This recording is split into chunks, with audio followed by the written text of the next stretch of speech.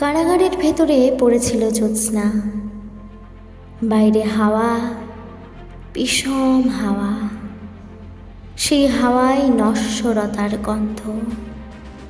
তবু ফাঁসির আগে দীনেশ গুপ্ত চিঠি লিখেছিলেন তার বৌদিকে, আমি অমর, আমাকে মারিবার সাধ্য কাহারও নাই। মধ্যরাত্রি আর বেশি দেরি নেই। প্রহরীর ঘণ্টা বাজে, শান্তিও ক্লান্ত হয়। শিয়রের কাছে এসে মৃত্যু বিমর্ষ বোধ করে। কন্ডেমড সেলে বসে প্রদ্যুৎ ভট্টাচার্য লিখছেন, মা, তোমার প্রদ্যুৎ কি কখনো মরতে পারে? আর চারিদিকে চেয়ে দেখো, লক্ষ লক্ষ প্রদ্যুৎ তোমার দিকে চেয়ে হাসছে। আমি বেঁচেই রইলাম মা, অক্ষয়। কেউ জানত না সে কোথায়। বাড়ি থেকে বেরিয়েছিল ছেলেটি, আর ফেরেনি।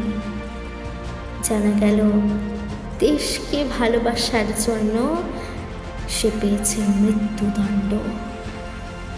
শেষ মুহূর্তের আগে পোস্টকার্ডে ভবানী ভট্টাচার্য অতি দ্রুত লিখেছিলেন তার ছোট ভাইকে, অমাবস্যার শ্মশানে ভীরু ভয় পায়, সাধক সেখানে সিদ্ধি লাভ করে। আজ আমি বেশি কথা লিখব না, শুধু ভাবব মৃত্যু কত সুন্দর। লোহার শিকের ওপরে হাত, তিনি তাকিয়ে আছেন অন্ধকারের দিকে। দৃষ্টি ভেদ করে যায় দেওয়াল, অন্ধকারও বাংময় হয়।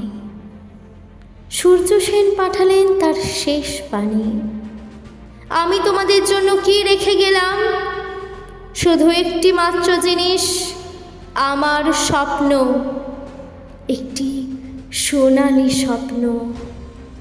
এক শুভ মুহূর্তে আমি প্রথম এই স্বপ্ন দেখেছিলাম। সেই সব স্বপ্ন এখনো বাতাসে উড়ে বেড়ায়, শোনা যায় নিঃশ্বাসের শব্দ। আর সব মরে, স্বপ্ন মরে না, অমরত্বের অন্য নাম হয়। কানো, সন্তোষ, অসীমরা জেলখানার নির্মম অন্ধকারে বসে এখনো সেরকম স্বপ্ন দেখছে।